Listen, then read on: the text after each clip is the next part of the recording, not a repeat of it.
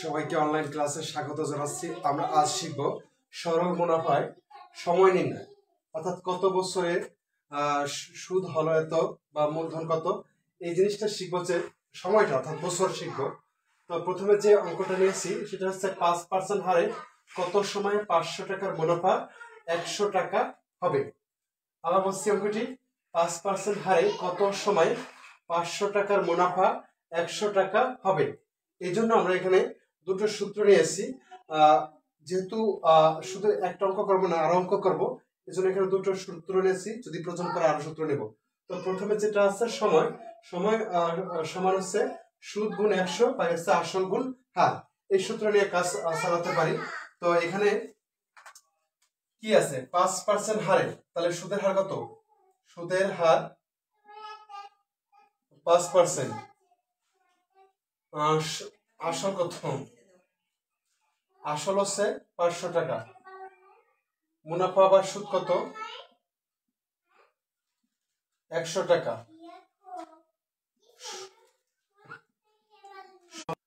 By হচ্ছে আসল গুণ হার। সুদ কত আছে? 100 টাকা। সূত্রের 100, আসল হচ্ছে 500 টাকা, হার হচ্ছে 5%। এখানে শুধু 5 লিখবো, কারণ হচ্ছে এই উপরে 100 আগেই নেওয়া আছে। এবার কাটাকাটি করলে কত হয়? 0 0 কাটলাম, 0। 5 25 100, 5 5 25, অর্থাৎ 5 বছর সময়।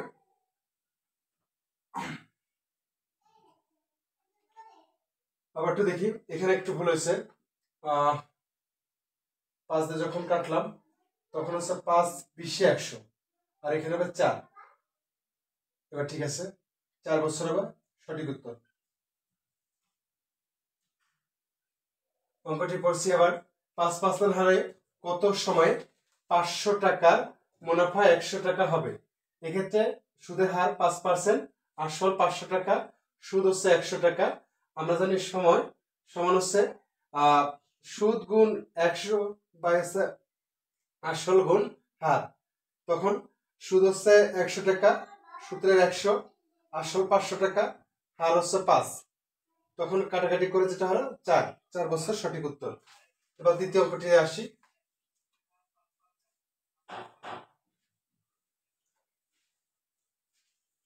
বার্ষিক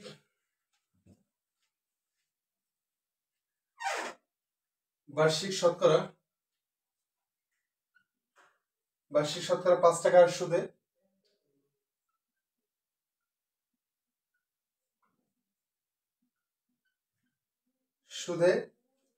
কত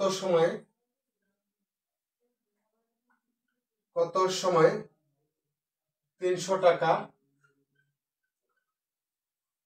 সুদে আসলে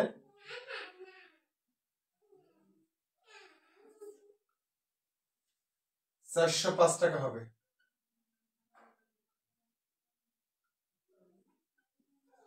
বার্ষিক শতকরা 5 টাকা সুদে কত সময় 300 টাকা সুদে আসলে 405 টাকা হবে। এখানে হার হচ্ছে, সুদের হার কত লিখতে পারি? সুদের হার হচ্ছে 5%, আসল 300 টাকা, সুদ আসল আছে এখানে, সুদ আসল হচ্ছে 405 টাকা।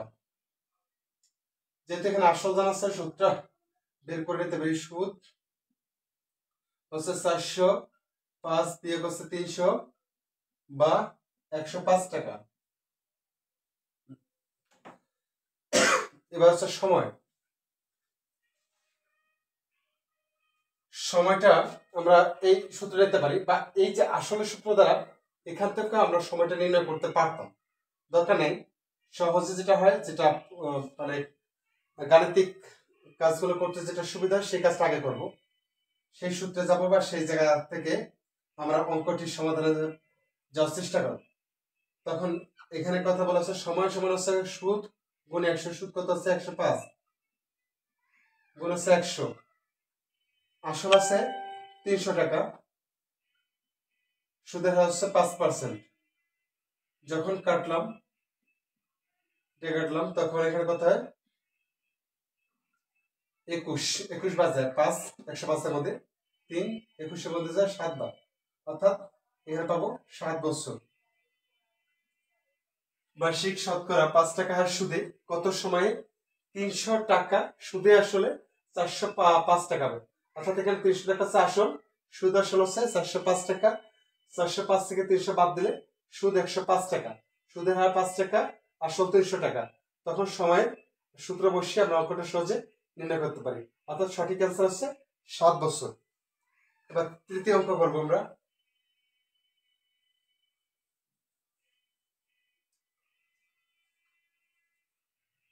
বার্ষিক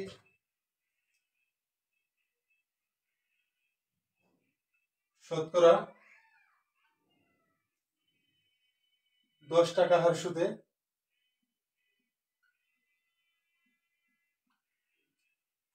কোন মূলধন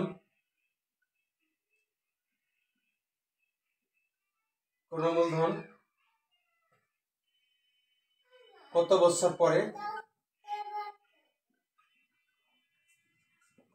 পরে আসলের দ্বিগুণ হবে?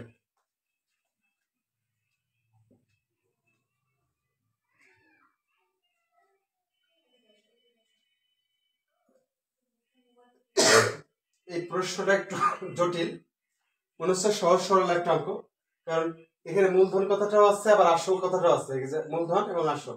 এখানে বুঝে নিতে হবে বার্ষিক শতকরা 10 টাকা সুদে কোন মূলধন কত বছর পরে আসলের দ্বিগুণ হবে।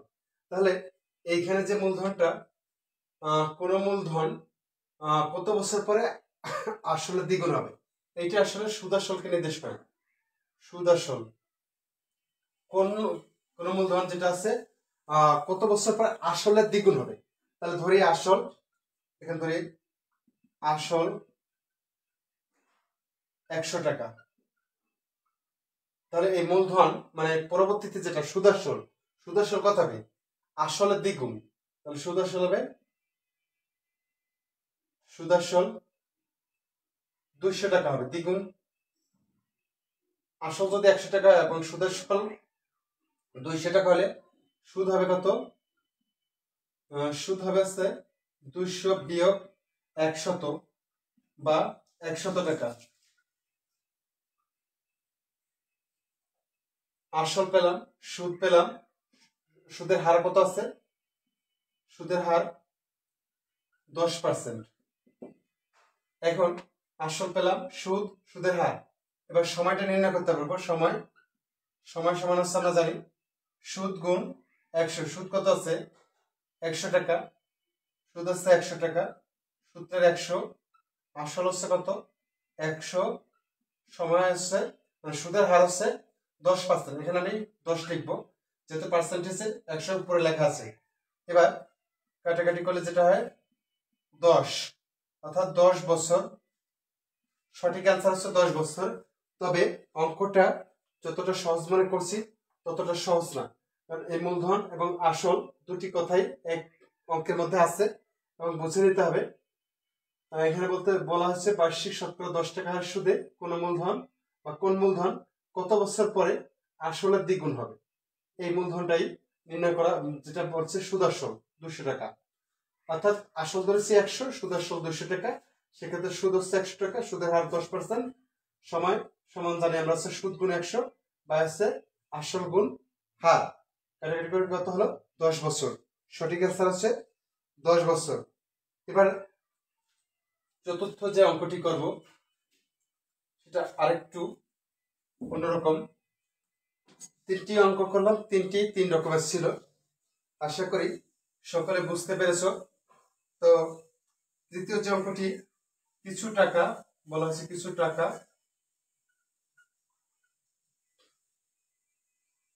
8% লাভে 3 বছরে লাভ আসলো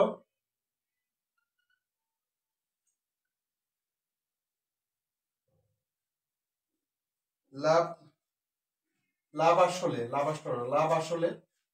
এখানে তো একটা হাইপেন দিই, লাভ আসলে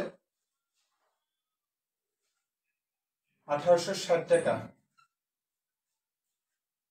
1860 টাকা হয়।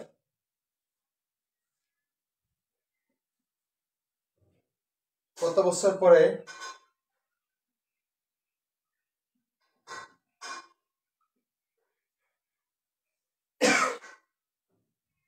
তা লাভ আসলে মানে সুদ আসলে লাভ আসলে 2040 টাকা হবে। লক্ষণীয় বিষয়, প্রথম যে ধাপটা রয়েছে, প্রথম ধাপে কিছু টাকা 8% লাভে 3 বছরে লাভ আসলে 1860 টাকা। 1860 হচ্ছে সুদ আসল, এটা হচ্ছে পার্সেন্টেজ, এটা হচ্ছে সময়। তাহলে এখান থেকে আমাকে সুদ এবং আসল বের করে নিতে হবে। যেহেতু অঙ্ক করার জন্য আসল হচ্ছে মূল ফ্যাক্ট, আসলটাকে নির্ণয় করতে পারি।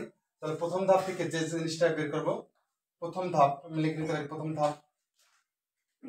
প্রথম ধাপ থেকে যেখানে সুদ আসল থাকে সেখানে আসল নির্ণয়ের সূত্র হচ্ছে সুদ আসল গুণ হচ্ছে 100 বাই হচ্ছে 100 যোগ সময় গুণ হার। এই সূত্রটা আমরা কাজে লাগবো। আসল সমান হচ্ছে কত, সুদ আসল আছে 1860 গুণ হচ্ছে 100 যোগ হচ্ছে 100 যোগ সময় কত আছে এখানে 3 বছর, আর পার্সেন্টেজ আছে 8%, আর 3 গুণ 8, এখানে পার্সেন্টেজের 100 উপরে লেখা আছে, দরকার নেই। এখানে যে কাজটি করবো 3 তাহলে 124 হয়, আর এখানে আছে 1860 গুণ হচ্ছে 100। এখানে কাটাকাটি করলে 4 দিয়ে যদি কাটি কমাতে পারি, 4 দিয়ে কাটে 4 দিয়ে কাটলে 3 12, 4 কে 4, 18 মধ্যে কবে যায় 4 বাই যায় 4 4 16 থাকে 2 424, 424 থাকে হচ্ছে 2 20, তখন কত হয় 4 5 20। এখন এটা কাটাকাটি করে দেখতে পারি কত হয়, 31 46 মধ্যে যায় কয়বার, একবার যায়, থাকে হচ্ছে 15।